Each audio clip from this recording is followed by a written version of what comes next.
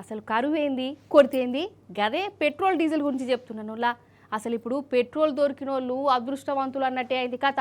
Petrol bunk కుల్లా ఉంటే ఒక్కొక్కరి ముఖంలా ఎంత ఆనందం కనబడుతుందో అనుకున్నారు. మరి గట్లయింది పరిస్థితి. అగో చూడు బాంకుల కాడ ఎట్లున్నదో. పెట్రోల్ బంకుల కాడ చూడు, ఏడ చూడు నో స్టాక్ బోర్డులే. బంకులు బంద్ కూడా పెట్టిరు. భారత్ బంద్ కూడా కాదాయే, ఎందుకంటే పెట్రోల్ కు కరువు వచ్చిందట మన కాడ. ఇక ఒకటో రెండు బంకులు తెరిచుంటే ఇక ఆడ కూడా జాతర నేను అడుగుతున్నది. జనాలు ఎగబడుతురు, తన్నుకుంటురు, లాఠీ చార్జీలు అవుతున్నాయి.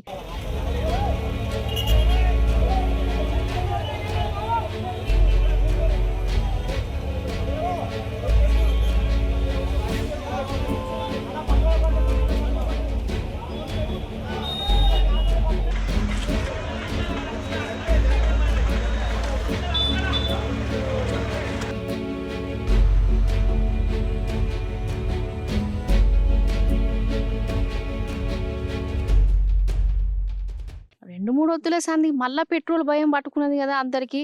ఆయిల్ కంపెనీలు కూడా బంకులకు సప్లై చేయత్తలేవట. ఇక పెట్రోల్ దొరకది అని పుకాలు లేచినాయి.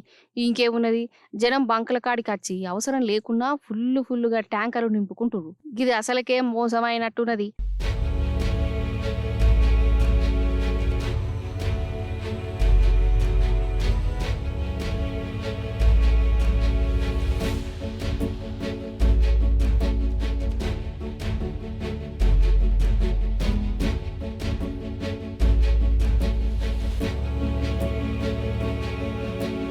ఇక ఇంకో దిక్కు బంకులు బంద్ ఉండే వరకల్లా ఉన్న కొంచెం పెట్రోల్ డీజిల్ కోసం ఊరంతా తిరిగి ఆయనతో ఓడగొట్టుకున్నట్టు చాలా మంది.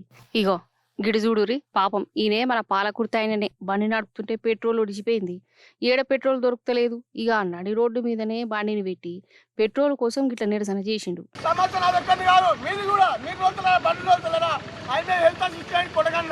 నేను ఇప్పుడు నాకు పెట్రోల్ సమస్య వచ్చింది, నా బండి స్టార్ట్ అయితే లేదు. మరి ఎక్కడ పట్టించుకోవాలి? అటు మొత్తం పెట్రోల్ పంప్ బంధు, ఇండియన్ ఆయిల్ బంధు, హెచ్పి బంధు. మరి ఎన్ని వాళ్ళు చెప్పండి? పెట్రోల్ బంక్ సమస్య పరిష్కరించాలి. ఇంటి పోవాలి పెట్రోల్ లేదు, బంక్ బంధు చూద్దాము. ఇరువైనా బంక్ బంధు చూద్దాము. లేదు లేదు ప్రభుత్వం లేదు. ఏమైతే అంటే మంచి కదా చెడపోంపా బండి బండిది బండి పెట్టలేదు. బండి ఈ బండిది నా బండి స్టార్ట్ కావాలి. ఎందుకంటే సమస్య అందరిదండి. ఒకటి పెట్రోల్ బంక్ ఎందుకు బంద్ చేస్తున్నారు? అది రేట్ ఎక్కువ తక్కువ మీకు తెలవాలి. మనకెళ్ళి గిట్లుంటే అటు ఆంధ్రాలో ఇంకా ఘోరం ఉన్నదట పరిస్థితి. ఆఖరికి అంబులెన్స్ లో కూడా పోతలేరు డీజిల్. అసలైతే పెట్రోల్ బాగున్నది, పుక్కార్లు నమ్మవద్దని అంటురు గాని ఇంకో దిక్కేమో బాంకుల కాడ స్టాక్ లేదు, నో బోర్డులు గాని వస్తున్నాయి. మరి ఎవరిని నమ్మాలి, ఎవరిని నమ్మద్దు ఏం అర్థమైతలేదు పో.